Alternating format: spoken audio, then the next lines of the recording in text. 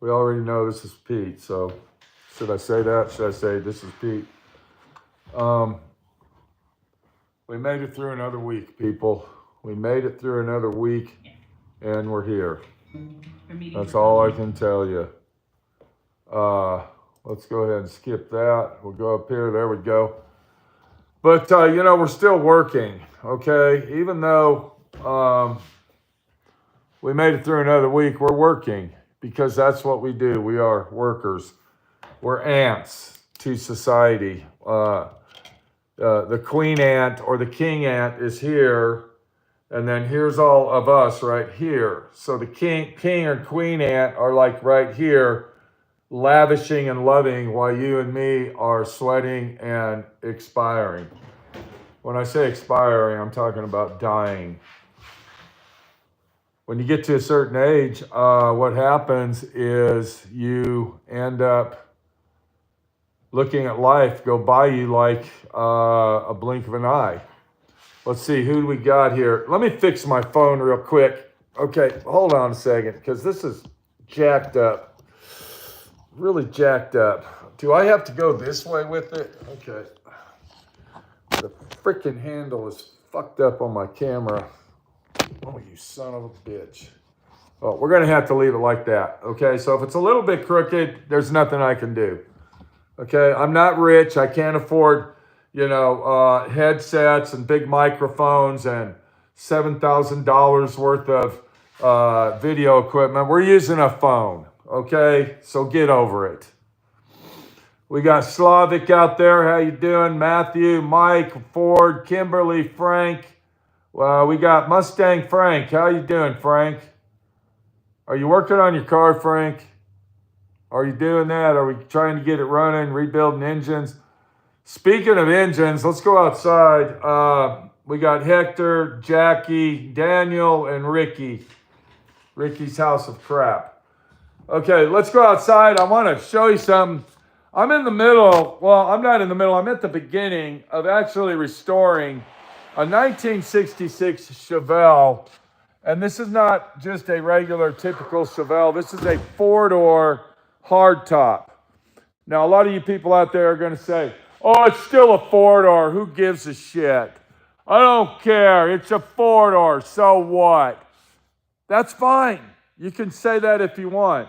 Obviously, you don't know what a hardtop four-door is and how rare the vehicle actually is. So you can go ahead and keep saying, oh, it's just a four-door. Who cares? Tell me how many 1966 Chevy Chevelle four-doors, hardtops without the center post, have you seen in your lifetime? Let me go ahead and tell you something else about this car that's very, very rare, and it's the engine. Let's go ahead and look at that. So just to make sure that we don't have any bullshitting going on, you can check this out yourself. I want to get a close-up of this number right here. Let me get a flashlight. We're going to walk over because I want to make sure that nobody out there thinks I'm a bullshitter and a liar. I want you to get on the internet and put in this right here. Okay, there's the number. I want you to put in GM. What is that? 58. No, let's see. GM 585880. I don't know what that is. If you can read that. Okay, put that number in, and you're going to find out that this is a 350 horsepower 327 engine. So this was a special order engine that was a 327, 350 horsepower engine for this car. And another number we'll look at is right here where they hand stamp it once they put it in the vehicle. And we can't see that, but this is actually the number matching engine that goes to that car. So this is a high output, 4-barrel, 350 horsepower, 327 engine that was special ordered for the four-door hardtop Chevelle. That's a pretty rare combination, believe it or not. Let's get back to the situation here. We got our Chevelle. We're waiting in line to get this sandblasted on the bottom so I can go ahead and paint it. I've been working over here on the frame that goes to the Chevelle. And I got all the front suspensions all completely brand new. We got the rear end out of the car and all of the control arms, as you can see. And we're getting ready to rebuild all that. And here's all our brand new brake lines for our Chevelle right there. So we're really working hard on that. If we come over here, we can see that we got the 2-speed Power Glide, factory original for the 66. And that is that has been completely rebuilt and is going back in the Chevelle. A lot of people are saying, well, why don't you put a 700 R4 in there? Well, let me tell you why. Because the cost of these 700 R4s these days, or even a turbo 350, is like extremely out of my price range. I used to be able to get a 700 R4 transmission completely rebuilt with manual shift, overdrive, and 2100 stall converters, and no yo-yo Corvette rings and all this. I used to get those for $500, $600, $700.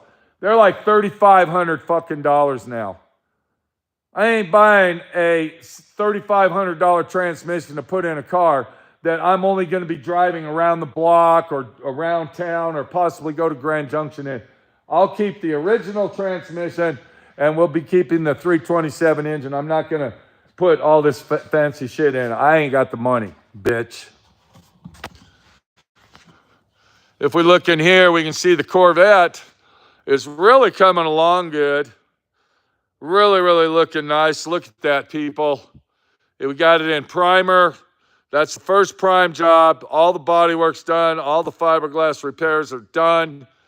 And I got to start blocking that out next week. Once we get that blocks job done and the final bodywork done, it's going to go in the paint-ready primer and move forward. So the Corvette is getting done. So that's basically what's going on. I don't know if anybody noticed in my shop. Look around real close and there's something missing. And what we have missing is, unfortunately, my 1971 Class 5 Baja money pit. Money pit has went to a new home in the state of Texas. And I hope that he loves it there. I couldn't afford to have a car sitting in my shop with a car cover on it, and I had a lot of bills that I had to pay off. So we had to sell Money Pit. Money Pit is gone, and it's a sad day, but, you know, life is life. You got to move on. So let's get back in the office here and chit-chat before I actually have to go to work.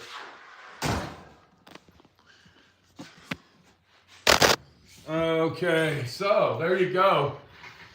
We've been really busy over here at Southwest Rod and Custom, Southwest Paint and Body. I got a collision job outside we're going to be working on. I've been filming all the collision jobs that I've been doing here. I've actually been filming them in detail. How many people would like to see, there you go, Vixen Code, RIP Money Pit. Well, the guy that bought it seems like he's going to keep it. He claims he's got 7 or 8 other Volkswagens and he builds Volkswagens, so we'll see what happens. When he came over to buy the car, he actually acted like semi he was going to keep the car and semi that he's buying it to resell it. So I don't know. And personally, I don't give a shit. I'm actually thinking about maybe selling my truck. I don't know if I'm going to or not.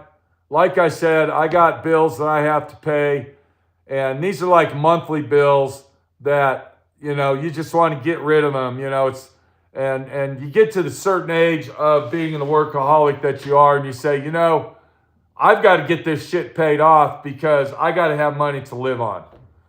So I'm thinking about maybe selling my 74 Chevy 3/4 ton big block 454 truck right there. I don't want to, trust me, but I'm really thinking about it. So we don't know what we're going to do. And is that an Airbnb guy? We don't know. There's so many Airbnbs out here. It's insane. If you look on the other side, though, there's our collision job that we need to get on. That's a 2024 Subaru that got hit by a deer.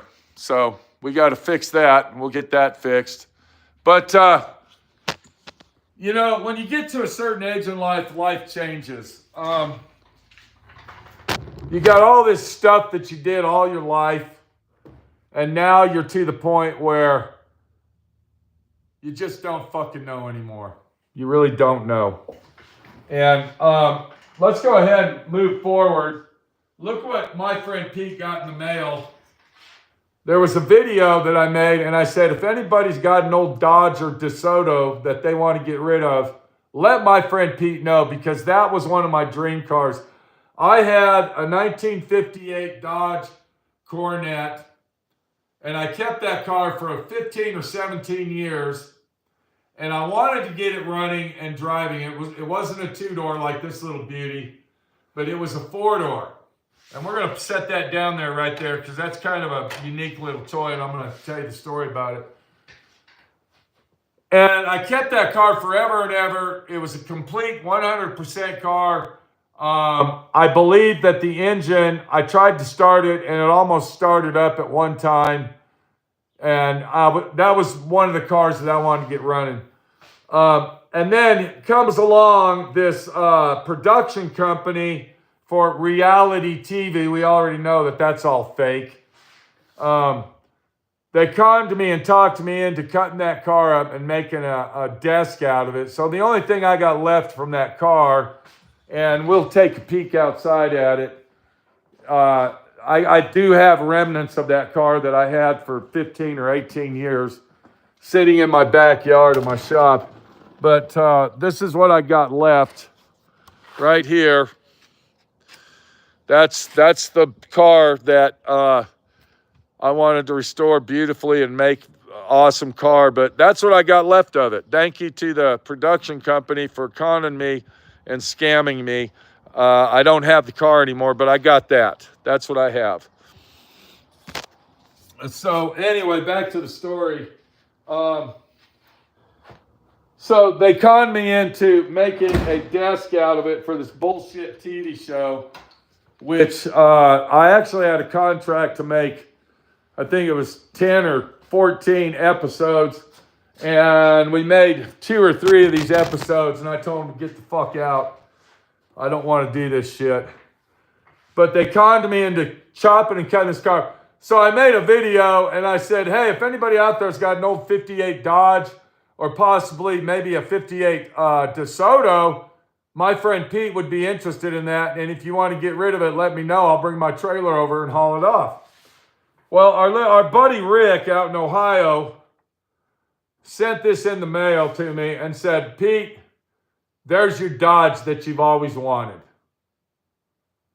And when I opened the box, I saw that it was immaculately brand new, restored. It's a beautiful little car. And what this is a replica car that was made in the 70s from the 50s. Now, the dealerships back in the 50s and 40s and all the way up through the 80s, I believe, used to make little plastic cars, and you can see inside it doesn't have any interior in it. It's basically just a body. I don't know if you can see inside there. And then, of course, it's got the bottom. And it says exclusive torsion air ride. Wow. All right, so yeah, it looks, this was a promo toy that they would give away at the dealerships. Now you can see these, you can find these on eBay. People are selling them. And so I want to tell my buddy Rick, thank you very much for sending that to me. This is a beautiful car. And I don't want to keep it over in the windowsill. I don't want it to get all dusty and dirty. So I'm going to put this on my shelf over there.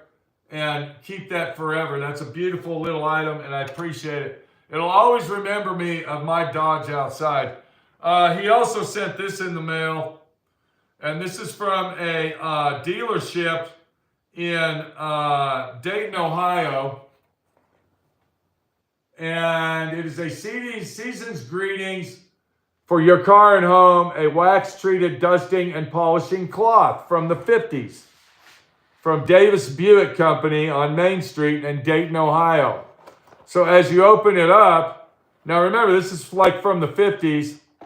Okay, this is a polishing cloth that the dealership would give you.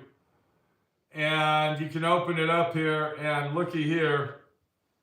It has polishing cloth, General Motors, wax treated for cars and home. You can see that this is very old and very unique in its own way. So thank you very much, Rick, for the beautiful gift.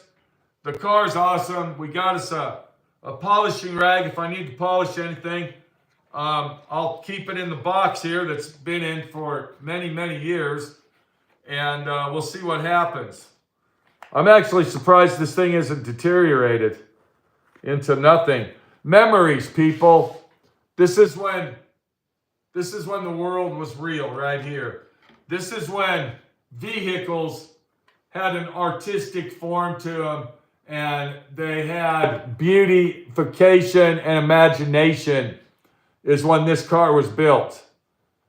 There was competition of who can build the most beautiful cars. We didn't care how much they weighed. We didn't give a shit about EPA and gas mileage and all this other shit. It was about the beauty and the distinction of the era of life. And it's gone, okay? It's gone. Now we live in an era of political soap opera, jargon, bullshit. That's what we live in now. We live in a world of social media and destruction. We have divided our country in half. We got haters and lovers. Depending on what side you're on is what you will determine you are. When I say that, we got Democrats and Republicans because that's all that matters now as far as the world turns. Now, everybody remembers Elon Musk was buddies with Trump. And now, all of a sudden, now that the temporary job is up for Elon Musk, now all of a sudden they have become enemies. I'm going to go ahead and tell you this is all a scam. This is all a make-up bullshit story that they have bombarded to make you believe that Trump and Elon Musk are enemies now. And you're going to see more of this go on because Elon Musk, billionaire that he is, I might say, he doesn't live our life, okay? Trump does not live like you and me live. He doesn't work 7 days a week, okay? He might sit at his desk and sign papers and talk to people all day and do strategic moves with his mind, but he isn't out there getting his hands greasy, getting carpal tunnel, okay, having his knees replaced because he stands on concrete all day. He's not out in the filthy shop working from 6 in the morning to 10 o'clock at night. All right, what is a real hard worker? Is it the guy that sits behind the desk and strategically signs contracts and listens to people talk and signs executive orders for this and executive orders for that? Or is it the guy like you and me that are busting our ass 7 days a week to try to put food on the table and hoping and praying that we don't have any medical issues where we have to go to the doctors or possibly to the hospital, because as we get older, okay, our mental and physical status gets weaker. These rich billionaire, trillionaire people and these politicians have the life of easy streets. They got the doctors for free. They got medical for free. They go in office with a salary of something like maybe you and me make. 4 years, they come out millionaires. You know, they're talking about how they've saved trillions and trillions of dollars. Doge. We did this and we did that. Where is ours? Where is your and mine? Do you see anything coming our way for everything that they've done? Do you see anybody going to jail, getting kicked out of Congress, getting kicked out of the Senate, and charges pressed on any of these, what can we say, not illegal, criminalized politicians? They're talking about AOC and that other lady that's not even a United States citizen that is in the Senate or the Congress. They're talking about AOC, how she is secretly hiding and secretly fucking helping out all these illegal aliens. But then she's supposed to be a congresswoman and a senator for the United States of America, we the people. You hear all this bullshit and all this jargon on TikTok and Facebook and YouTube and all the news about all these criminalized politicians, but nothing happens to them.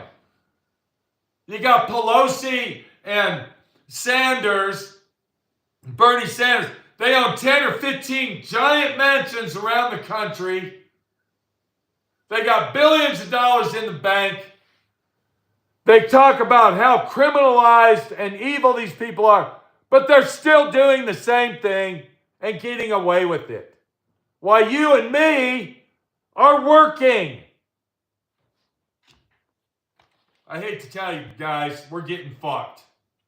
It's a fucked up deal, okay? It's a party that is going on with champagne and caviar, and you and me aren't fucking invited, guy. That's what we're drinking right there. These are the kind of clothes we're wearing right here. We're not wearing suits and ties. We're not looking at the camera before we get our makeup put on by the makeup person and get our hair combed. We're going out there just like I look now, and we're combing our own hair. We don't have a little flag on our suit to make us look like we're a true 100% American. We are fucking American, bitch.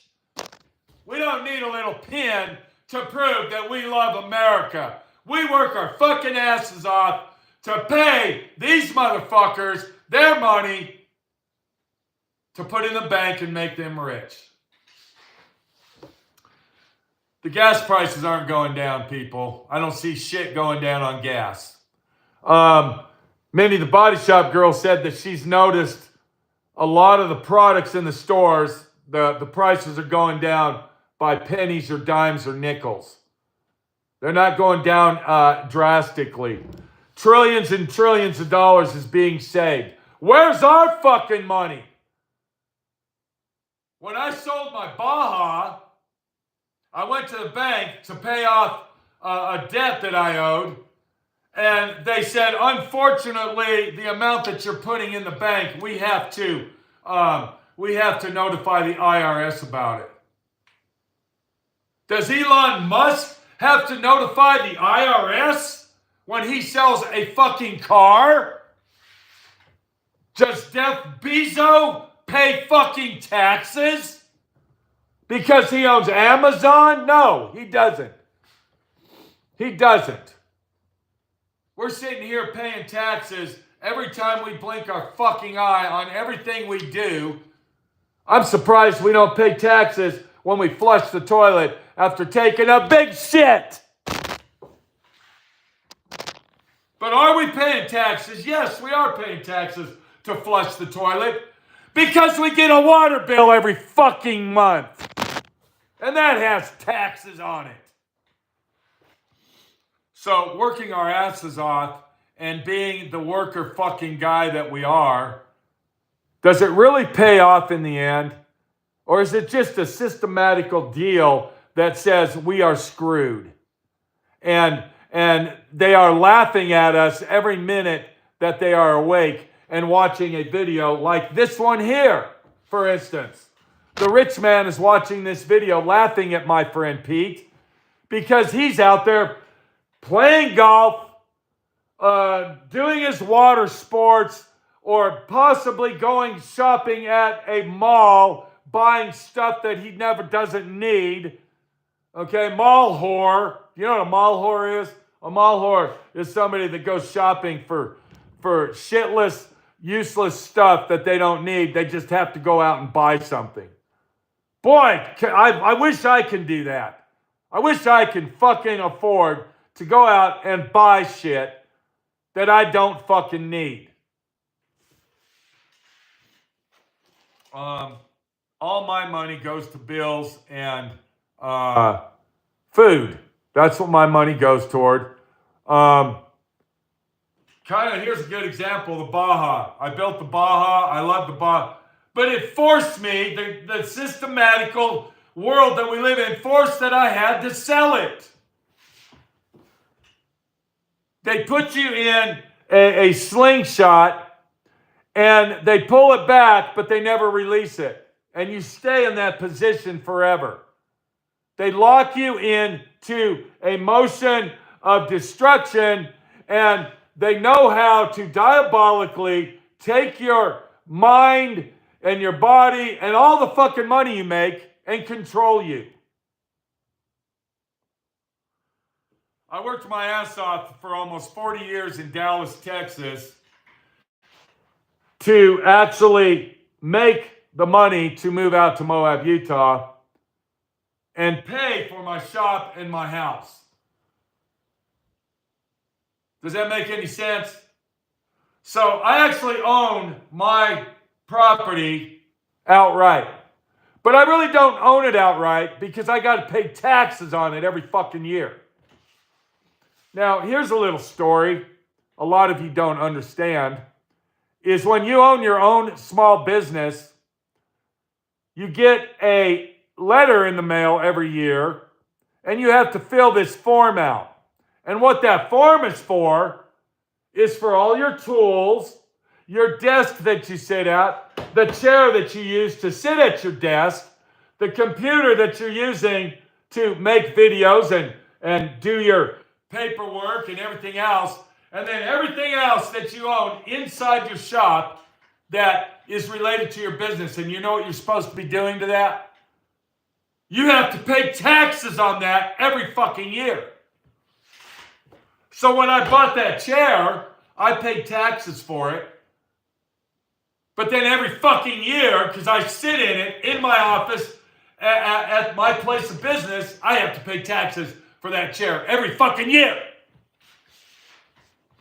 But then on the other hand, Trump and all the other politicians claim that, we're for the working man. We're for middle class America. I think I mentioned this in my last video. Trump just said that they're going to open some automotive plants in America and that there's going to be 285,000 jobs or whatever the fuck he said it was. Where are they going to get the people to work to do that job? Nobody wants to work no more. Everybody wants to get on YouTube or TikTok and be a TikTok creator or a YouTube creator and make hundreds and thousands of dollars thinking they're going to make money. I make enough fucking money from YouTube, and I got over 7,000 fucking videos on the internet. Do you know how much money I make every fucking month from videos? I make enough money to maybe pay for a truck payment. Maybe. And that's not every fucking month. This video right here that you're watching, in 1 month's time, I will probably make $12. maybe $7 or $8. The only people that make money on YouTube are the ones that YouTube wants to focus on and promote. And that definitely isn't my friend Pete. Here's a little story. Let's go over this. All right. There was a guy I used to talk to, YouTuber guy. And he lived out in Philadelphia. I don't even remember his name, but do you see this clock case right here? I purchased this clock at an estate sale. It's upside down. It needs to be turned around. He told me he can rebuild the clockworks. He goes, I can rebuild those for you. Send them to me and I'll rebuild them. I said, okay, I'll go ahead and do that. I packed them up very nicely, I might say. I specifically told him, use the same packing that I packed my clock in, put it exactly back in the same box and send it to me. Well, he didn't do that. He decided he was going to make his own fucking packaging system. And he made this wooden thing inside a cardboard box. He mounted the clock on it, but he forgot to put packing around the clock. When I got the clock, it was in a million fucking pieces. But he got his money. Now, something else I didn't get from this fucking guy that says he made clocks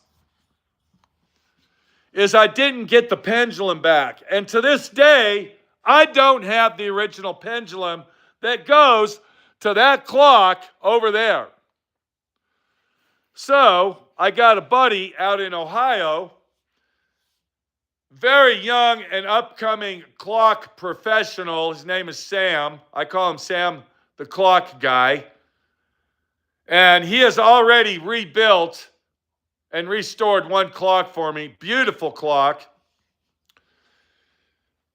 And we got this clock right here in the box. This is the box that I sent to him. And he said, I'm going to send it exactly back. And inside that box is also a pendulum to replace the one that goes to that clock. So we haven't opened that box yet, but we're getting ready to. And let me tell you, I'm excited. I want that clock to work.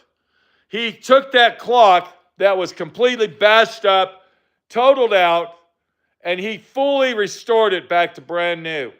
He literally had to make parts for it from scratch. So I want to make sure everybody watches that video, and that's why the box isn't open yet, because I'm making a video of it. So there you go. But to the clock guy out in Philadelphia, I just want to thank you for fucking me around on a clock. And I almost threw that thing in the dumpster 4 or 5 times. And then my buddy Sam said, no, don't do that. Let's go ahead and restore it. And yes, I did pay Sam to do it. I didn't have him do it for free. Let's see what kind of comments we got here. We have a serious problem. People are literally walking jokes. Well, we already know that. I mean, you know, what isn't a fucking joke today, you know?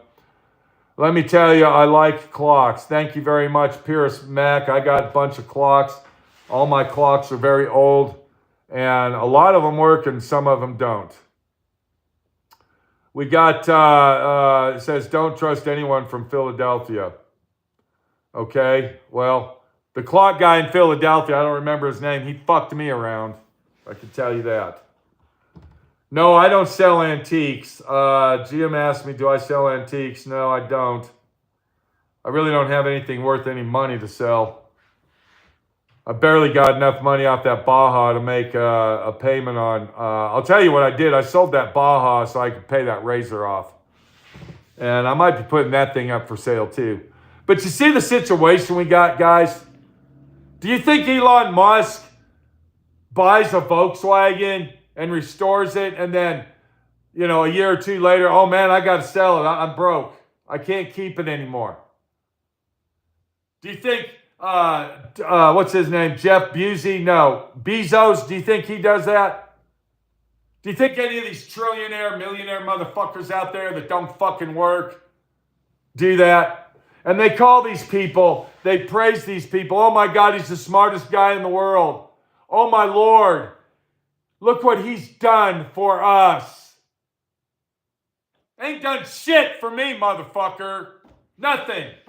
I don't drive an electric car, and if I did, I'd have to buy it. It's not like you gave me it.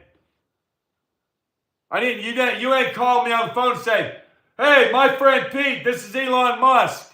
I want to give you and your wife 2 free Teslas. You can have them for free. I don't see rich people doing anything like that.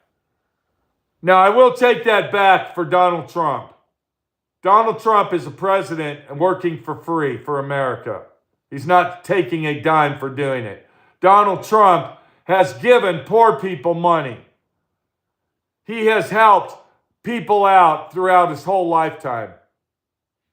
Maybe Elon Musk has too. I don't know. Maybe I sound like I'm some jealous asshole.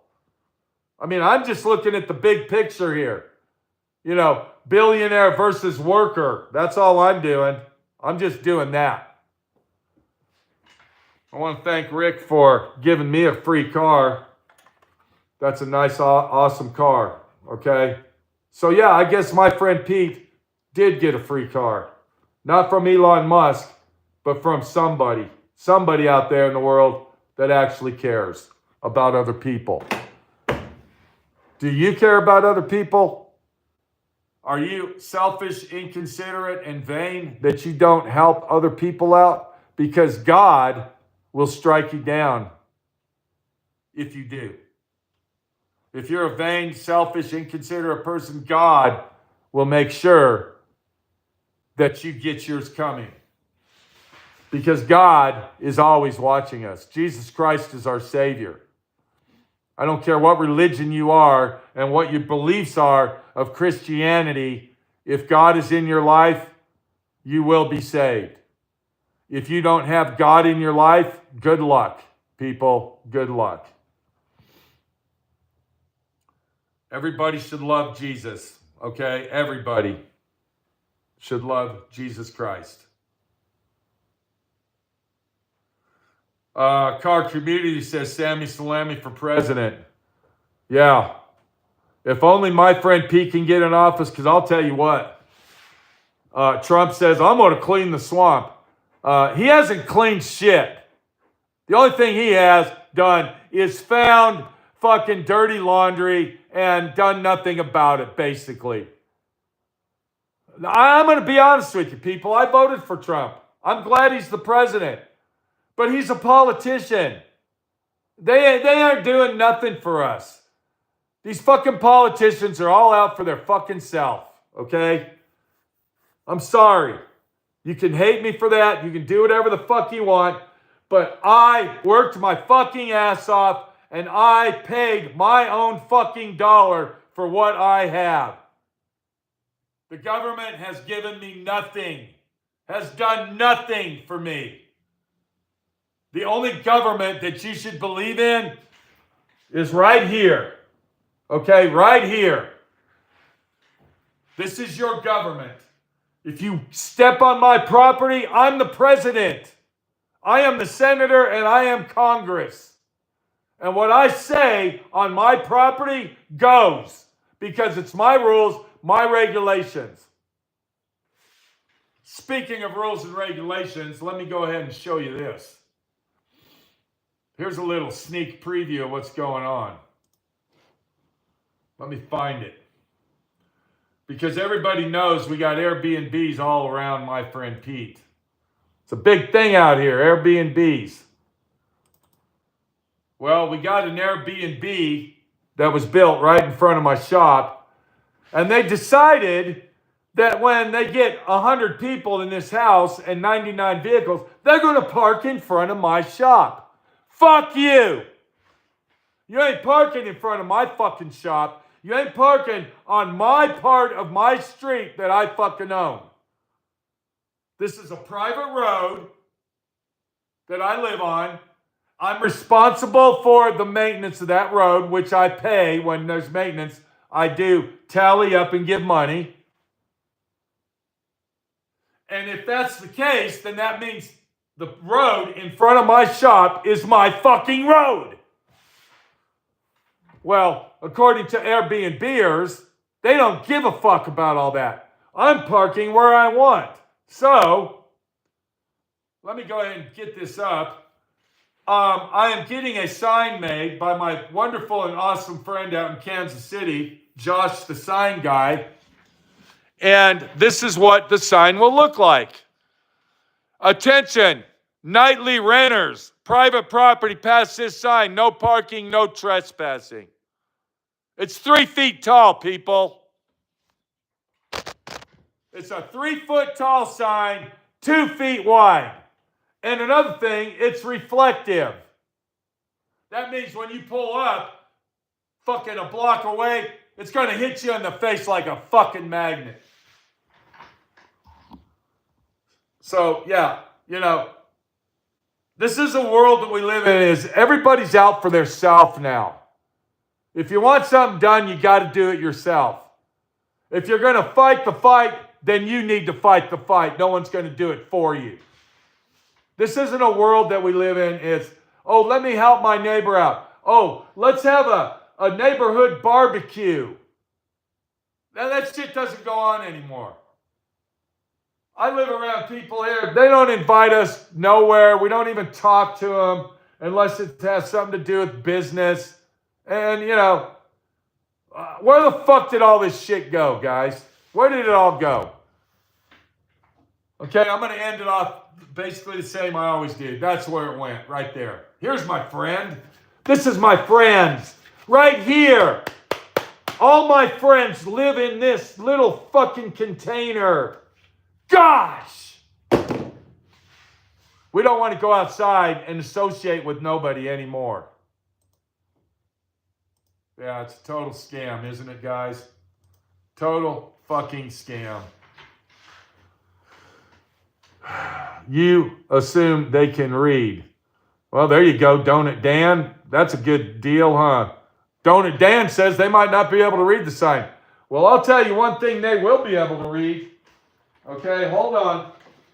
This is one thing they will be able to read. Let's see if we can get old Mega Mouth to work here. Hang on a second. Hang on.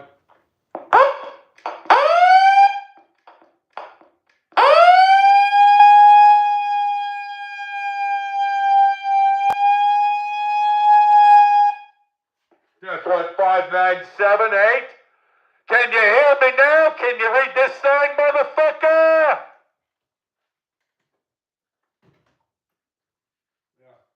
So if they don't know how to read at 2 o'clock in the morning, I guarantee you that'll wake the fucking neighborhood up.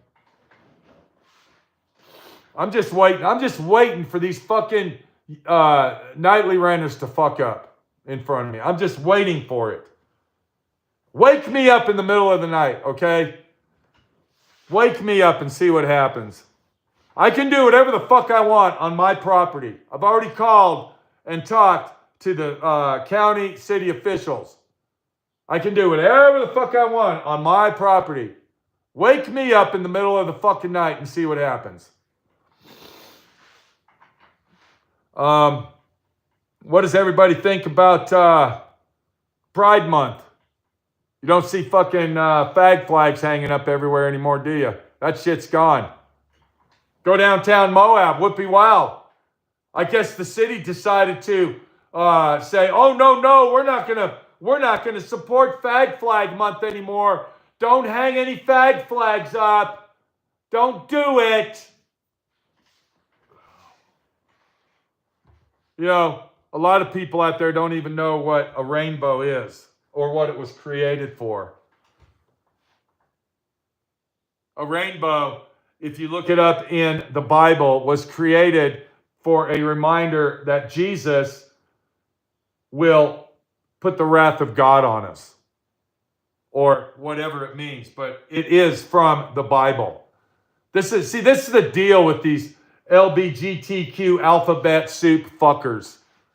They take something that's good and make it bad. And then they tell everybody that it's good. So they have taken everything that belongs to goodness and turned it evil. The golden cow, guys. Remember that. The golden cow. This is Pete, my friend Pete, your friend Pete. I'm in the middle of making a video of one of my childhood memories. So I hope everybody watches that.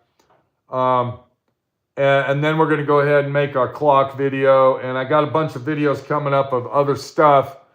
So do yourself a favor. Watch my friend Pete. Support my friend Pete. And help my friend Pete out. That's my main goal in life, is to help others. I help anybody that comes across my path. I'm the nicest fucking guy you'll ever meet. And I shake a hand and make a friend. That's all I can say today, guys. It's a bad fucking deal out there. And you got to do what you got to do to be who you got to be all the time. The rainbow is a reminder not to flood the world again. There you go. Thank you, Handyman E. In the new Bible, I think, in the New Testament Bible, I think that it says that instead of flooding, that they will burn the earth or something like that.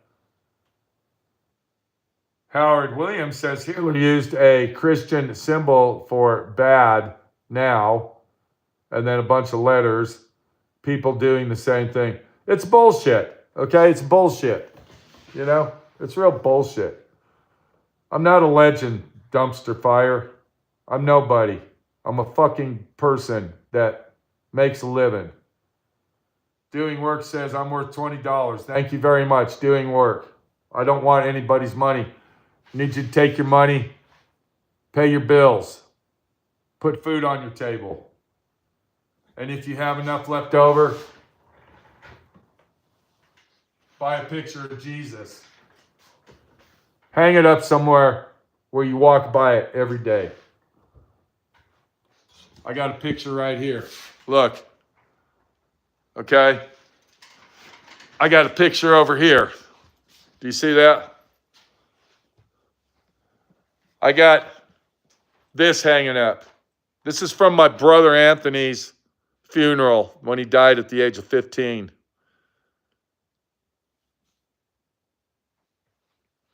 We come on over here, okay? Look, this is how important it is to have God in your life. This was my grandma's. She bought that in 1940s from Woolworths. That's hanging up right there. We come over here as you glance around. We got Jesus hiding in the corner over here and the crucifix with Jesus on it. Over in this corner, what do we got? Do you see that? Are you watching this, people? Right above my head, thanks to a very good friend, Robert, I got this in the mail as a gift, and I hang that right above my head behind my chair. We got Mother Mary and Jesus over in this corner.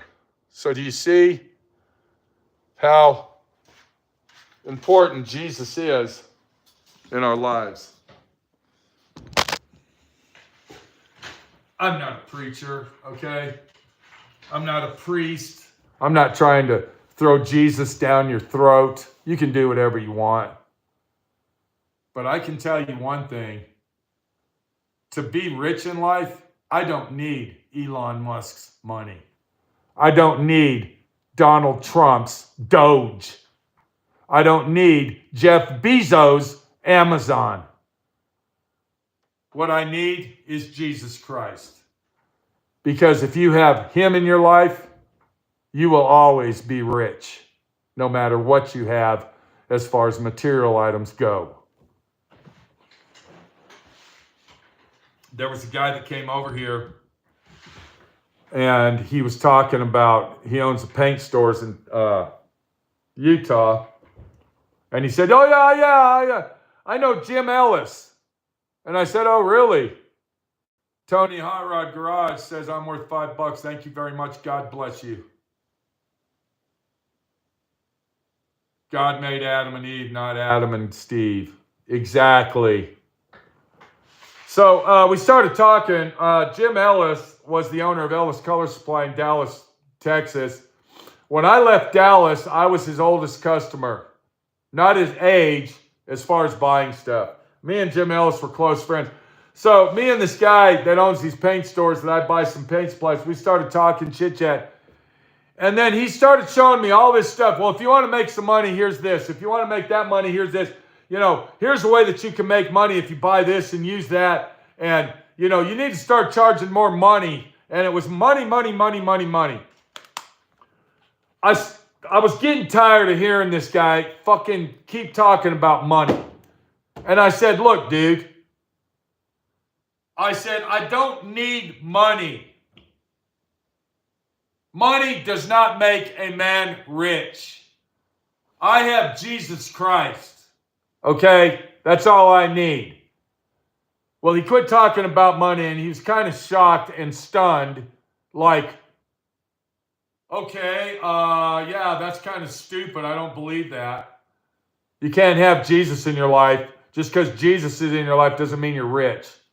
That's kind of the shocking look he had on his face. Jesus Christ is the way, okay? You want to get off that one-way street that you're driving down, that one-way road, that lonely fucking alley that you keep going up and down, back and forth on? You want to get on the two-lane highway? Then put Jesus in your life.